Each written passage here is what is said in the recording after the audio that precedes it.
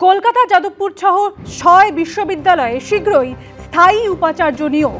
৬ বিশ্ববিদ্যালয়ে স্থায়ী উপাচার্যের সঙ্গে রাজ্যপালের বৈঠক। খুব শীঘ্রই ৬ বিশ্ববিদ্যালয়ে স্থায়ী উপাচার্যদের নিয়োগপত্র। স্থায়ী উপাচার্যদের এমনই জানিয়েছেন আচার্য। খবর সূত্রে কলকাতা যাদবপুর কাজী নজরুল বিশ্ববাংলা গৌড়বঙ্গ সাধু রামচাঁদ মুর্মু বিশ্ববিদ্যালয়। সুপ্রিম কোর্টের শিলমোহরের পরে স্থায়ী উপাচার্য নিয়োগের প্রস্তুতি। কলকাতা যাদবপুর সহ ৬ বিশ্ববিদ্যালয়ে শীঘ্রই স্থায়ী উপাচার্য নিয়োগ।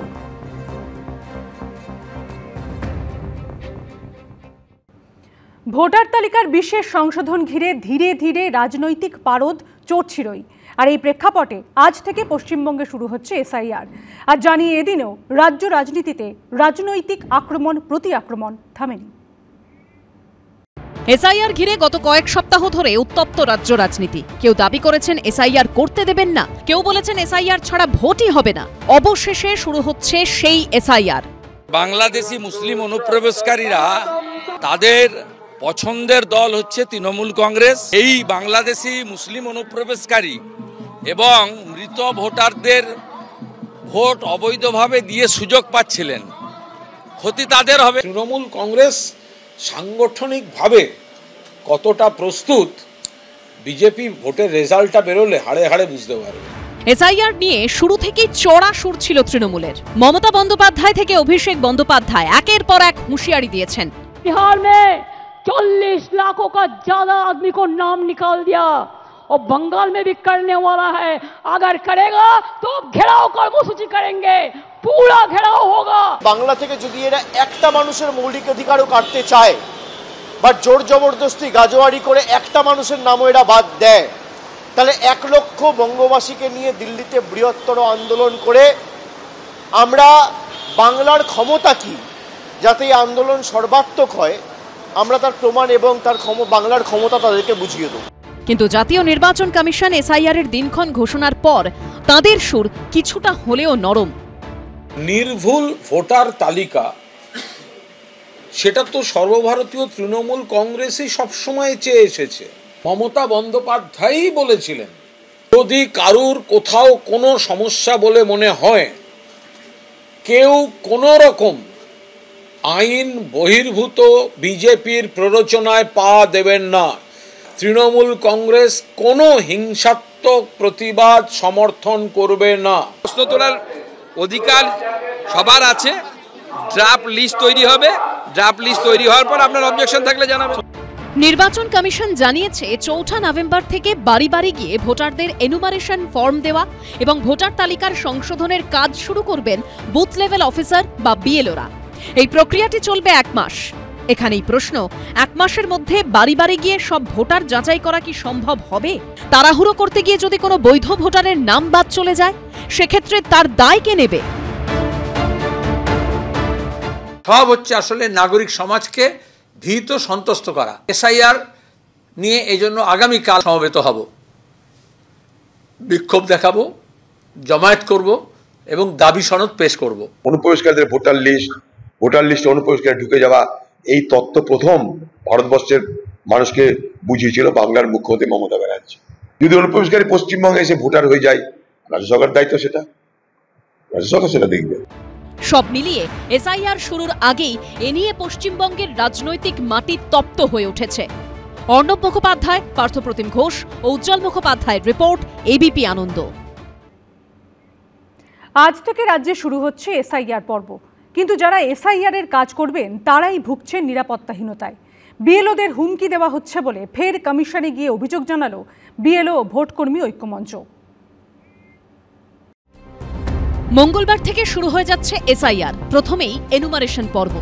এই পর্বে বাড়ি বাড়ি গিয়ে ফর্ম দেবেন বিএলওরা। ফর্ম ফিল আপের পর সেগুলো গ্রহণ করবেন তারা। তারপর যাবতীয় নথি মিলিয়ে দেখা হবে। এনুমারেশন ফর্মের কাজ মিটে গেলে খসড়া ভোটার তালিকা প্রকাশ করা হবে। যাদের নাম মেলেনি তাদের নোটিশ পাঠানো হবে। কারো কোনো দাবি এবং আপত্তি থাকলে তার শুনানি হবে। সব ঠিকঠাক হলে চূড়ান্ত ভোটার তালিকা প্রকাশ করা হবে।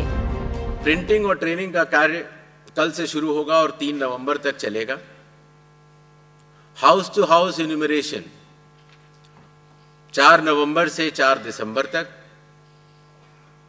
Publication of draft electoral rolls 9 दिसंबर 2025। क्लेम्स एंड ऑब्जेक्शंस का पीरियड 9 दिसंबर 2025 से लेकर 8 जनवरी 2026। जिन लोगों को नोटिस जाएंगे उनकी हियरिंग और वेरिफिकेशन का समय 9 दिसंबर से 31 जनवरी तक होगा और फाइनल इलेक्टोरल रोल्स 7 फरवरी 2026 को प्रकाशित किए जाएंगे। এসআইআর এর প্রথম পর্বের কাজের গুরু দায়িত্ব বিএলওদের কাঁধে, অর্থাৎ ভোটারদের বাড়ি বাড়ি গিয়ে ফর্ম দেওয়া নেওয়া নথি খতিয়ে দেখা।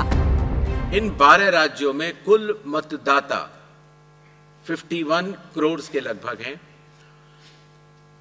लगभग 5,33,000 बूथ लेवल ऑफिसर्स इस महान कार्य में अपना योगदान देंगे।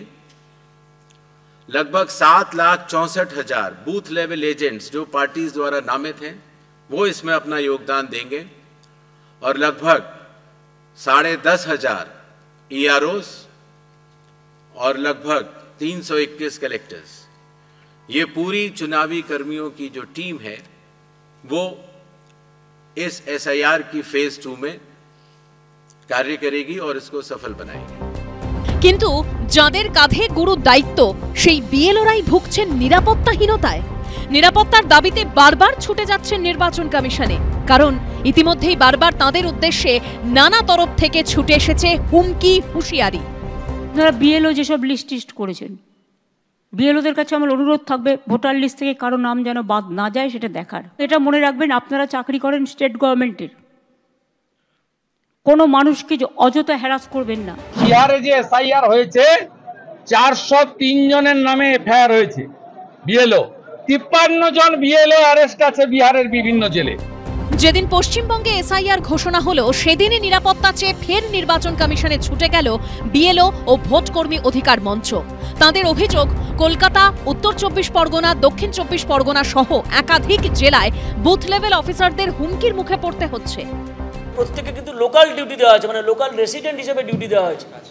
ধরুন যে ভোটেরই বুথার, মানে যে বুথেরই ভোটার তিনি, সেই বুথেই তাকে ডিউটি দেওয়া হয়েছে। তাহলে সেই এলাকার সবাই চেনেন, তার ফোন নম্বরটা সবার কাছে আছে, তার কাছে হুমকি যাচ্ছে। একদিকে এসআইআর ঘোষণা করে ভোট করানোর দিকে এগোচ্ছে নির্বাচন কমিশন, অন্যদিকে পরিস্থিতি এমন যে হুমকির জেরে হেল্পলাইন নম্বর চালু করতে হচ্ছে বিএলও ও ভোটকর্মী ঐক্য মঞ্চকে। যারা বিএলওর কাজ করতে যাচ্ছেন তাদের নিরাপত্তাটা যাতে নির্বাচন কমিশন সুনিশ্চিত করতে পারে, তারা ভয়মুক্ত পরিবেশে বিনা বাধায় অক্ষত শরীরে এই প্রক্রিয়ায় থাকতে পারেন, সেটা দেখতে হবে। যেটাই হবে আমরা সাংবিধানিক পদ্ধতিতে নিশ্চিত গণ আন্দোলন হবে। আমরা কোনো হিংসাত্মক আন্দোলন কোনো অবস্থাতে তৃণমূল কংগ্রেস অনুমোদন করবে না। বিএলওদের নিরাপত্তার প্রসঙ্গ সোমবার জাতীয় নির্বাচন কমিশনের সাংবাদিক বৈঠকেও ওঠে। Has there been any demand to provide security to the booth level workers in West Bengal? Has central security, has any such demand come to you? जो BLOs की सिक्योरिटी से संबंधित एक विषय उठाया गया, चुनाव आयोग को पूर्ण विश्वास है कि कानून व्यवस्था ठीक रूप से इन 12 राज्यों में चलेगी और इस तरह की आवश्यकता न पड़े, ऐसी हम कामना करते हैं। বাস্তবে রাজনৈতিক চাপের ঊর্ধ্বে উঠে কি নির্ভয়ে কাজ করতে পারবেন বিএলওরা? বিজেন্দ্র সিংহ, দীপক ঘোষ ও প্রতুদীপ ভট্টাচার্যের রিপোর্ট, এবিপি আনন্দ।